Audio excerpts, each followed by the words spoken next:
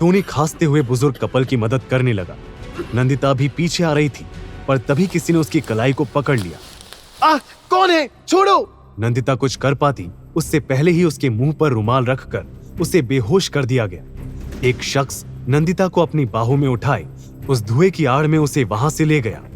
नैंडी! नैंडी! Tony ने आसपास नजर घुमाई, पर उसे धुएं में कुछ साफ नजर नहीं आ रहा था।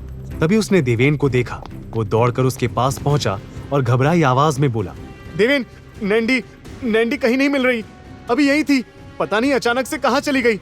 कहीं वो शरद? क्या टोनी का शक सच था? क्या सच में शरद ने नंदिता को उठवाया था? क्या देवेन उसे बचा पाएगा?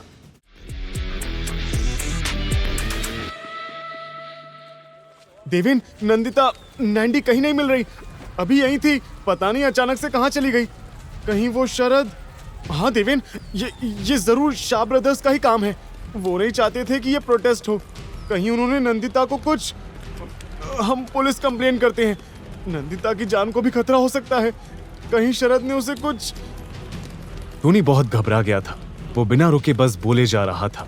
तभी देवेन ने उसे शांत करते हुए कहा, टोनी, नंदिता को कुछ नहीं होगा और पुलिस में कंप्लेन करने से भी कोई फायदा नहीं होगा। अगर वो पुलिस वाला भी शाह ब्रदर्स से मिला हुआ हो तो, पर तू चिंता मत कर, मैं तेरी दोस्त को वापस लेकर आऊंगा। कहकर देवेन वहां से चला गया। कोई है? हेल्प! जाने दो मुझे! एक अंधेरे कमरे में पड़ी नंदिता चिल्ला रही थी। कुछ 10 मिनट पहले ही उस पर नशे का असर खत्म हुआ था। होश में आते ही उसने अपने आप को एक बंद कमरे में बंधा हुआ पाया और बस तभी से मदद की गुहार लगा रही थी। तभी कमरे का दरवाजा खुला और 2 गुंडे जैसे दिखने वाले आदमी अंदर आए।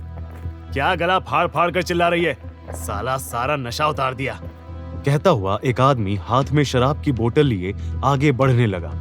उसे अपने करीब आते देख नंदिता सहम गई। देखो, मेरे करीब मत आना, समझे? दूर रहो। वो आदमी एकदम से उसके पास आ गया। नंदिता दरवाजा खुला देखकर चिल्लाई, कोई है? प्लीज बचाओ! हम कुछ कर रहे हैं क्या? तो फिर चिल्ला क्यों रही है? अबे तू क्या खड़ा है? वो सामान इधर रख। उसके कहने पर दूसरे आदमी ने अपने हाथ में पकड़ी थैली को नंदिता के सामने टेबल पर रख दिया। नंदिता उसे शक भरी निगाहों से देख रही थी। तभी पास खड़े उस गुंडे ने शराब की बोतल को साइड में रखा और थैली को खाली करते हुए बोला, ये देख, समोसा, पानी सब तेरे लिए। अरे आराम से खा पी ऐश कर, मगर अपनी मुंह की पेटी बंद रख, समझी? कहकर उसने नंदिता के हाथ खोल दिए। नंदिता ने भी मौका देखकर पास रखी बोतल उठाई और उस गुंडे के सर पर दे मारी। वो भागने की कोशिश कर रही थी, पर सामने खड़े दूसरे गुंडे ने अपनी ताकत से उसके हाथ से बोतल छीनकर दूर फेंक दी। नंदिता बहते हुए आंसुओं के साथ लड़ने की पूरी कोशिश कर रही थी। छोड़ो मुझे, छोड़ो! कोई है? बचाओ! जाने दो! वो गुंडा नंदिता के ऊपर हाथ उठाने वाला था, पर तभी किसी ने उसका हाथ पीछे से पकड़ लिया। जब लड़की कह रही है जाने दो, तो क्यों नहीं सुन रहे? हीरो से पिटने का कुछ ज्यादा ही शौक है क्या? यह आवाज सुनते ही नंदिता ने अपनी डर से बंद आंखों को तुरंत खोला। वहां अपने सामने देवेन को देखकर उसकी आंखें शौक से बड़ी हो गई।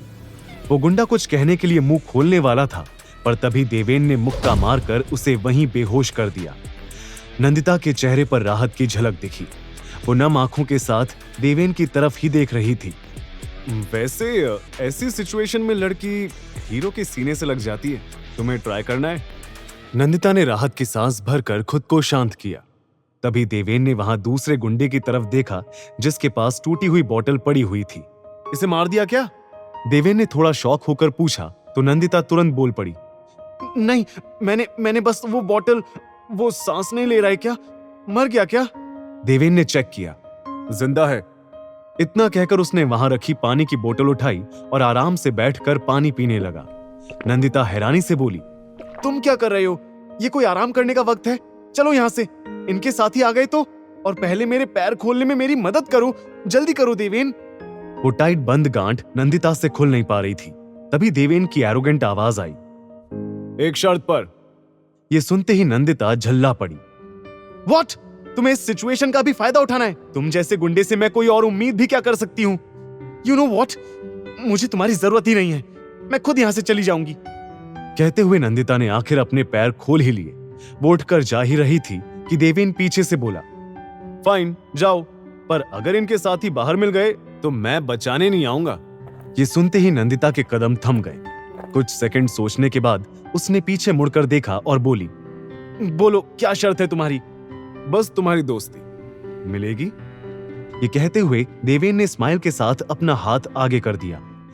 आगे की कहानी जानने के लिए देखिए अगला एपिसोड सिर्फ पॉकेट एफएम के यूट्यूब चैनल पर, और हीरोगिरी के सारे एपिसोड्स को सुनने के लिए डिस्क्रिप्शन में दी लिंक से डाउनलोड करें पॉकेट एफएम ऐप।